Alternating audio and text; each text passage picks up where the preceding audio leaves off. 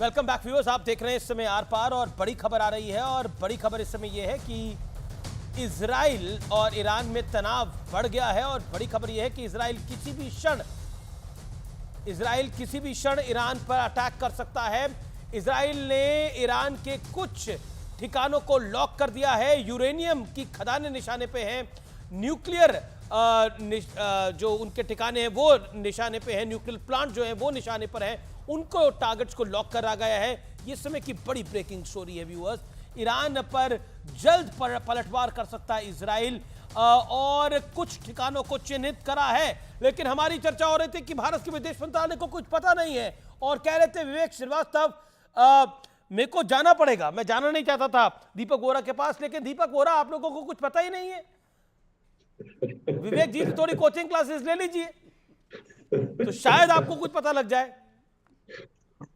Sir, सारी दुनिया मानती है that we have the best diplomacy in the world, sir. सारी दुनिया सराहना करती है हमारा। अरे विवेक जी आराम से, ओके बोलिए। सारी दुनिया सराहना करती है हमारी डिप्लोमेसी। कर रहा है कम्युनिस्ट बैड गवर्नमेंट है। मैं क्या कह सकता हूँ सर? जी He keeps interrupting me, sir. ये हम लोगों को ये नहीं सिखाया जाता है to interrupt anybody, सर। जी make your point Deepak Vora.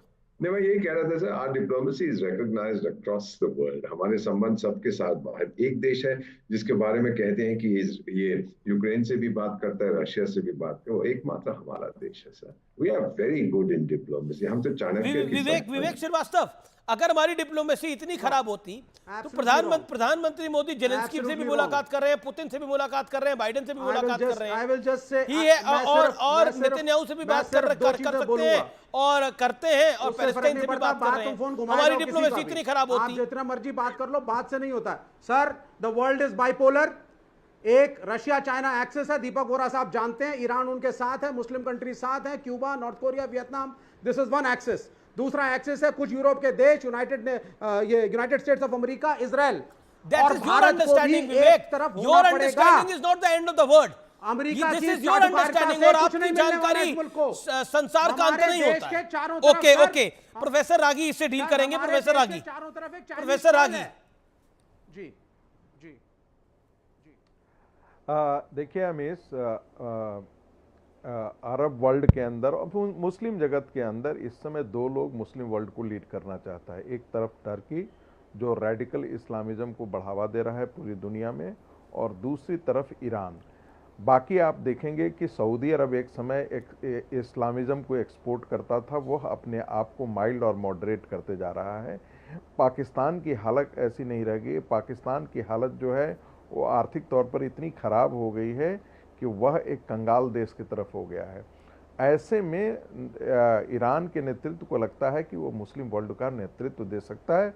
उसके पास संपत्ति है, उसके पास आर्म्स हैं, हथियार हैं, उसके पास ताकत है, समृद्ध देश है। और लेकिन दुर्भाग्य है कि वह एक आतंकवादियों को शरण दे रहा है, आतंकवादियों को बढ़ावा दे रहा है। हमास जैसे आतंकवादी संगठन और उनकी बर्बरता, हिजबुल्लाह जैसे बर्बर संगठन जो इस्लामिक जिहाद की बात करते हैं, जो फिलिस्तीन की लड़ाई को इस्लाम की लड़ाई से जोड़ करके लड़ाई लड़ते हैं। और यदि ऐसा नहीं होता तो भारत के मुसलमान जा करके उनके लिए क्यों खड़े होते। वैसी स्थिति में मुझे लगता है कि इजराइल और जो भी वेस्टर्न फोर्सेस हैं वो एक साथ आकर के इजराइल की भी मदद करेंगे। और दुनिया के बहुत सारे ऐसे अमन मुल्क पसंद हैं जो मानते हैं कि इस्लाम को मानने वाला समाज जो है पूरी मानवता के लिए खतरा पैदा हो गया है। जहां जहां वो इस्लाम है वहां भी वो अशांत हैं, और जिस गैर इस्लामिक समाज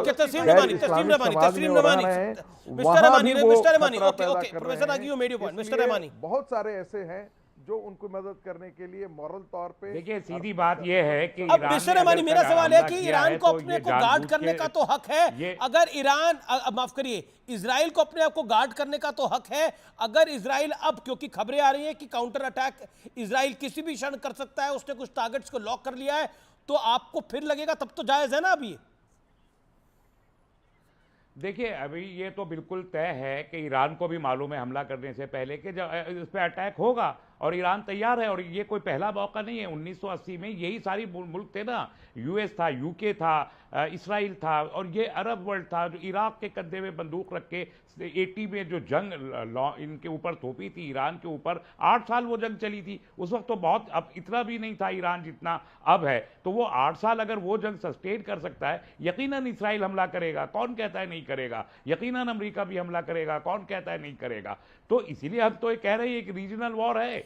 बड़ी खबर जो बाइडेन अमेरिकी गवर्नमेंट कह रही है कि हम हर हाल में अपने दोस्त के साथ खड़े हैं इस जंग के अंदर, यानी इजराइल के साथ हर हाल में अमेरिका खड़ा है। उसने बड़ा कैटेगोरिकली कह दिया है। और इसके अलावा वर्ल्ड वाइड सपोर्ट इजराइल को मिल रही है, क्योंकि इजराइल के ऊपर जो ईरान ने अटैक करा है मिसाइल्स के साथ, वो वाकई बहुत बड़ा है। लेकिन जिस तरह से जश्न मनाया गया कई देशों के अंदर, वो अभी अपने आप में बड़ा है। तो काफी घटनाक्रम बदल रहे हैं। के सिन्हा, आपकी जानकारी क्या कहती है? इजराइल क्या कुछ बहुत बड़ा करने वाला है अब से कुछ घंटों में? देखिए, बहुत बड़ा हो रहा है वेस्ट एशिया में, ईरान उसमें शामिल है। चेंज ऑफ रिजीम आप ये लेके चलिए कि अयतुल्ला खुमैनी साहब जो 1975 में आके ईरान को पूरा बर्बाद कर दिया, पूरी जनता उसके अगेंस्ट में है।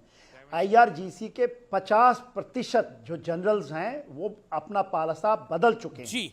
इस्माइल हानिया को मारने में 2 बड़े जनरल उसको इन्होंने पकड़ रखा है अभी, और वो IRGC के हैं। लेकिन तो ये ईरान के अंदर में विस्फोट एंटी है। मोसाद विंग जो था उसका हेड ही मोसाद का एजेंट था।